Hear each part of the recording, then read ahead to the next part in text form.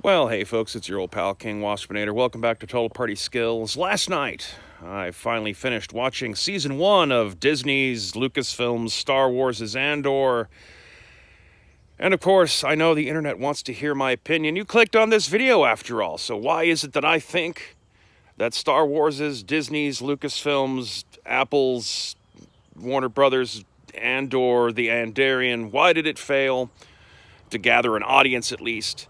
Well, I mean, like a lot of things in life, there's actually more than one answer, and a lot of different combined things all adding together to kind of create this phenomenon. I think the stronger possibilities for things that have contributed to Andor's lackluster numbers is obviously there's the concept of just general Star Wars fatigue. I'm not really sure how legitimate that is. I think that fatigue is people are not just fatigued, but they're fatigued of bad Star Wars. And so if they've just had enough disappointing series in a row, that here and there they've managed to have weird little highlights. Like that Lego Star Wars Holiday Special was surprisingly good, considering that it was a Lego Star Wars Holiday Special. Some of the animated stuff has been pretty decent, even though they're still shows designed for kids in mind. There were scenes in Rebels that were like really stirring and good storytelling, and if you can just kind of skip around some of the more childish stuff to focus on the better storylines, much like Clone Wars, there's a lot of good material there and good characterization and all that kind of stuff. Mandalorian had a solid first season. Unfortunately, its second season was just a giant commercial for other Star Wars shows that may or may not ever see the light of day. But it did have a solid first season, and it could still have a nice comeback with its third. Boba Fett was obviously trash. Such wasted potential in that show. Could have been a nice, Yojimbo or Fistful of Dollars kind of style Western in space of Boba Fett crawling out of the Sarlacc pit and trying to re-equip himself and then take over Mos Eisley and the power vacuum left by Jabba.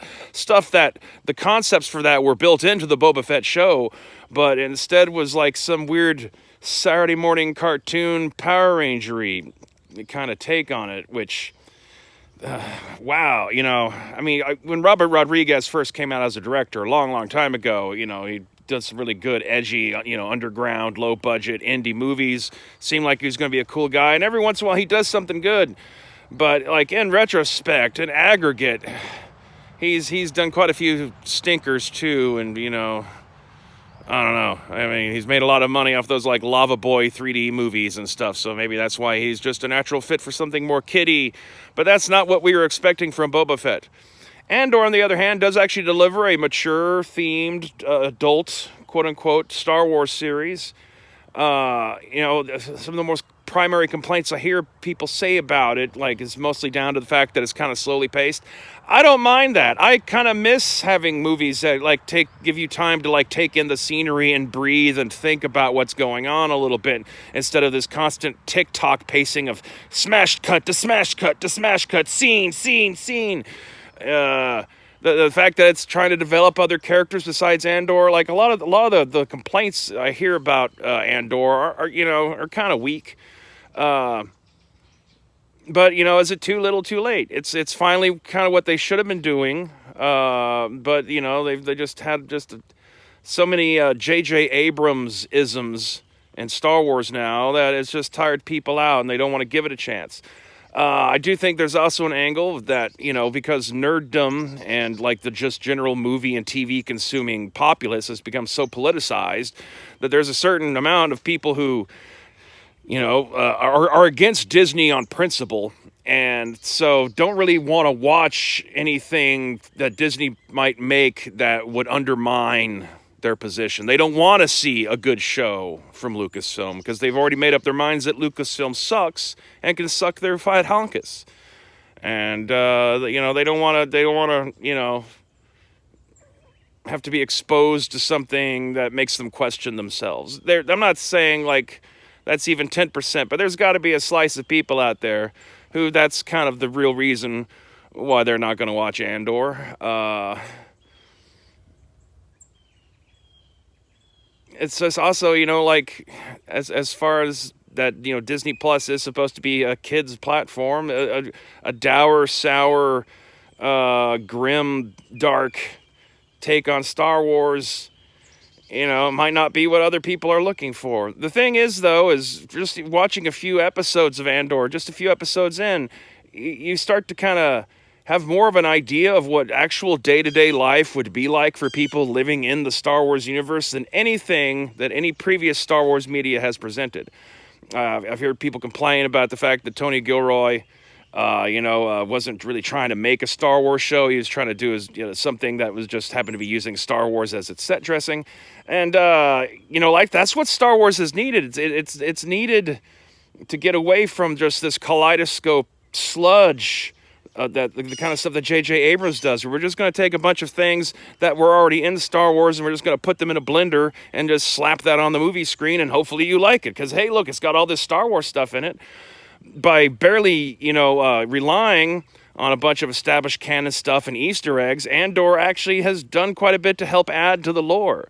But for various reasons, whether it's legit or, somewhat, motivated by belligerence, it just hasn't gotten the numbers. And, of course, Disney and all these streaming sites, the way they prioritize things, is very different from the old model of television and having to, get advertisers and peak viewing hours and all that kind of stuff. They have a very different matrix of calculations to go through to decide whether or not something's worth their time to invest. Andor Season 2 has already been greenlit, but the pace it takes to make these shows nowadays, we're not going to see it until like the year fucking 2050 or some shit. I think it's actually 2024. Still, though, that's an awful long way to wait before you get back around to it. Isn't that also, though, going to be the case with Rings of Power and a bunch of other shows? Sandman's going to get another season in about 2 or 3 years.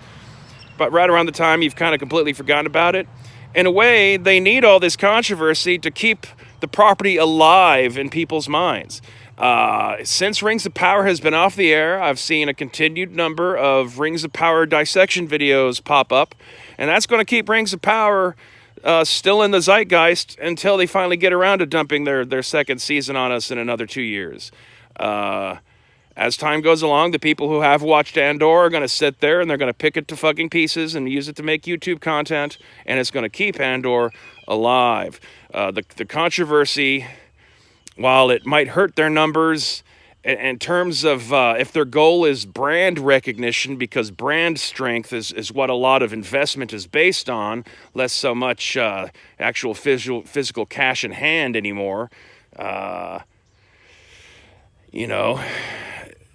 talking shit about them is still, keeping their reputation up there and keeping it recognizable, even if it's in kind of a negative way. There's always going to be those people who want to look at it just to see the train wreck kind of thing. And so in a way, Andor's low numbers might be because of its quality. If it was a lower quality show, like, Obi-Wan or Boba Fett, more people would watch it because people would show up because they want to see it to make fun of it if that camp of people have decided that they're anti-Disney. Food for thought. These are all just ideas expressed out here in the woods in the crack of morning. So until next time, stay waspinated.